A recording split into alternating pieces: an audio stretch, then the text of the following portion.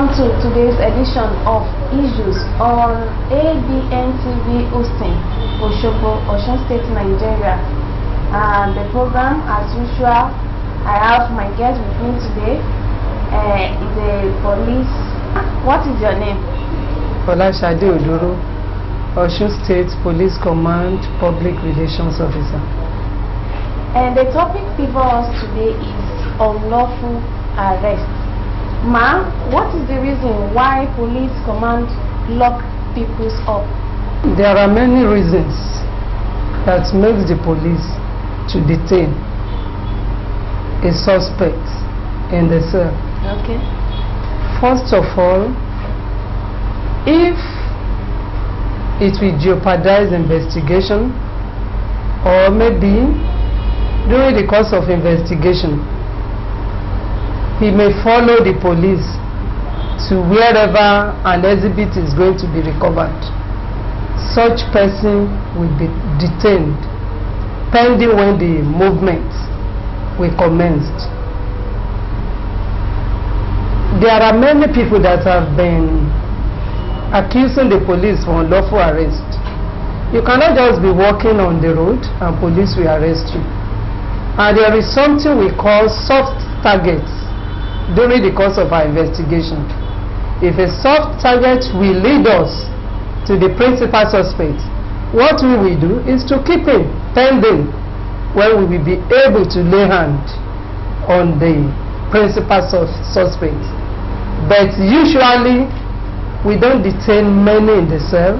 For example, if the person is a minor, we keep him at a safe place till the following day, and we don't detain more than necessary. We only detain for 24 hours. And if it is a murder case, if it happens during the weekend, what we will do when investigation has commenced immediately, then we arraign in court for him to be released on bail from the court, because we don't have the authority to release whosoever that is involved in violent crimes. So when and how can we say police lock someone up or arrest someone in unlawful manner? I don't think there is something that will be unlawful during the course of investigation. For example, I just want to cite an example for you. Okay. When we are looking for a kidnapped victims, and at the same time we get our soft target, maybe the girlfriend. When we lay hand on the girlfriend, what we do is to make sure the girlfriend is with us so that they can communicate. Then we'll be able to lay hand on the principal suspect. I don't think that one is unlawful, because somebody is already kidnapped and want to rescue a kidnapped victim. If we arrest the girlfriend who they are communicating together, or who is found to be in possession of the phone that is being taken from the victim, what we will do is to keep our soft target pending when we get the principal suspect. But ma, the girl is innocent. He may be innocent, but how do we get in touch with the principal suspect without the that is why we call her soft target. He has nothing to do with the case, but it is our soft target that has been having communication with the principal suspect. So through her we can get the principal suspect, like the case of the Lagos kidnapper. Evans was being apprehended by the police through the soft target that is the girlfriend. Evans has more than 20 phones for communications. Even his cohorts, they don't have each other's phone number. But the girlfriend that led to the arrest of the principal suspect has the actual phone number, which was traced to apprehend Evans, and likely other cases of such. So like how many days, you said soft target, like how many days you can detain such a person? For 24 hours. Soft target, yes. For 24 hours. And if the communication, we want to rescue someone that has been kidnapped, then you now allow the soft targets to leave. It will jeopardize our investigation. It is on discretion now that someone is being kidnapped, and at the same time the soft target is with us. If we allow the soft target to go within 24 hours, we may lose contact with the principal suspect, and we may not be able to rescue the victim alive. So you will exceed the time? It's on discretion. Why SARS arresting some people in unlawful manner? I mean, because SARS is still under the police force, so why SARS arrest people in unlawful manner? SARS are police personnel, and like SARS don't move out without tangible information.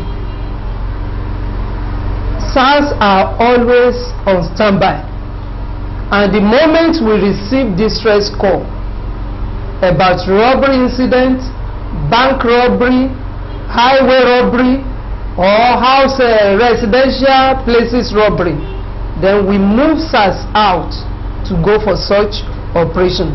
That is why they call them Special Anti-Robbery Squad. Okay. Ma, I know this question will be funny to you. Ma, can you tell us why police arrest or maybe they collect money on highway without even not bother to check properly at the highway checkpoint? It's not a funny question. Okay. Whosoever that is giving police money is already committing an offense. The giver and the receiver are liable. You don't need to give police money for whatsoever. He's rendering services which is being paid for. And there are many sections that are created in the Nigerian police. We have the provost, we have the IGP monitoring squad, we have the state command monitoring squad. We also have the escort that are monitoring the activities of the policemen wherever they are, both at the divisional level, those that are posted to banks, those that are posted to private individuals, those that are posted on the highway, the traffic, wherever policemen are posted. We have men that monitor all their activities so that they don't go against the law. And several times we'll be giving out numbers, like at the first headquarters level, the line is open 24/7 for complaints. Like now you can see my name, boldly written, not even in cursive, boldly written.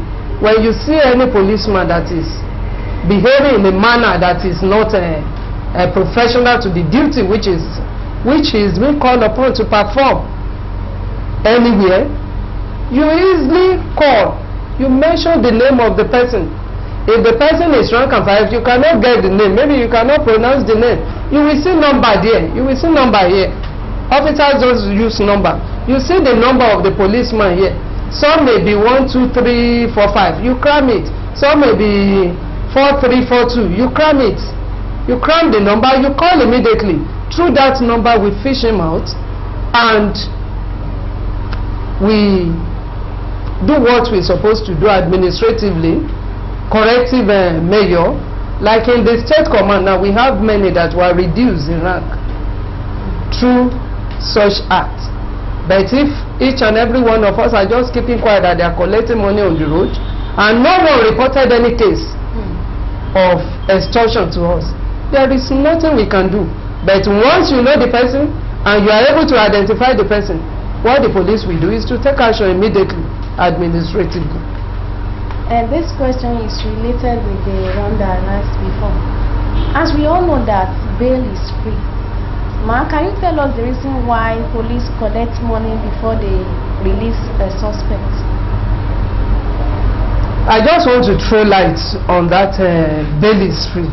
Okay. Truly bail is free. Okay. Okay. But when you read the paper, where the bail bond, you see that if that person defaults, so amount will be paid. That amount is not to be paid to the police. That is when the case must have been charged to court. That money will be paid over there for jumping bail. And if anyone is asking that bail is not free, that all what you people have been hearing is bail is free, bail is free, bail is not free. Bail is free. Bail is 100% free. And if anyone should ask you, if you are a surety today, and anyone asks you that you should pay for bail, tell the person that where is the receipt that the person will issue you for paying for that bail. If it is a legal practitioner, you know you've already engaged him to work for you. You pay him. You will not tell the person that bail is free. A legal practitioner, you pay for the services which is rendered. And for police, the government is paying for the services that we are rendering to the public. If anyone should ask you that you should pay bail, I've mentioned we have our provost, we have our IGP monitoring unit, we have the escort, and we also have the one that is established at the first headquarters level, CRU, that you can complain immediately to that. The police want to collect money for bail before a suspect is being released to you. So I'm still saying it categorically that bail is free. Okay, thank you very much, ma. The viewers, you are listening to ABN TV, Hussein Oshobo, correspondent of the Osun State, Nigeria, on the program Issue. The program continues just in a moment.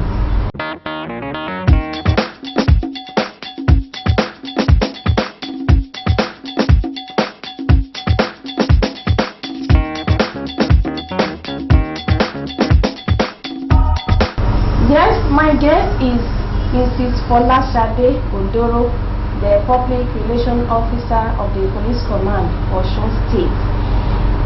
Ma, what are the relationship between police and vigilante group?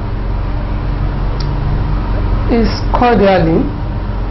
The vigilante group in Osun State Police Command, like early this year and year before, though yearly, we have them trained in our police colleges. Like the South West Zone now, they were trained at police training school, Akoko. Okay. So we've been training them on how to deal with the public. They assist us. They are the grassroots that mix up with the community. It's not all of us that live within the community. They know the nooks and crannies in the community. So that is why we accommodate them, and they've been rendering useful information that led to recovery of stolen items, and at the same time for us to take a proactive measure before any incident occur. So is there any help by the government to the police force? Like in Osun State here, there are many assistants. Like in Osun State here, I think the government supplied the police command 21 number of armored personnel carriers. Okay. That has been making it difficult for robbery attacks and other violent crimes within the state, including pick-up vans.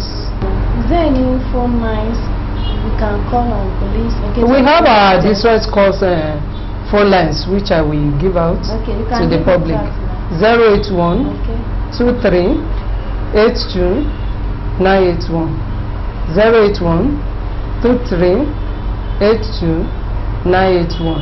080 39 53 7995. It has been nice, it has been interesting having my guest, Mrs. Folashade Odoro, the Public Relations Officer for Osun State Police Command. Here we draw the curtain on the program's issues for today. On behalf of my producer, Ayo Salako, the man behind the camera, Ola Olawore, and Tosin Adedokun from Osun State.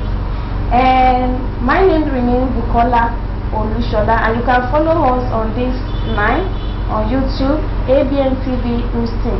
And our website is www.abntvnetwork.com. At Gmail, africanbnetwork2@gmail.com. And my phone number is 0060 35 72 45 080 60 35 72 45. Until another time on issues, I say bye for now.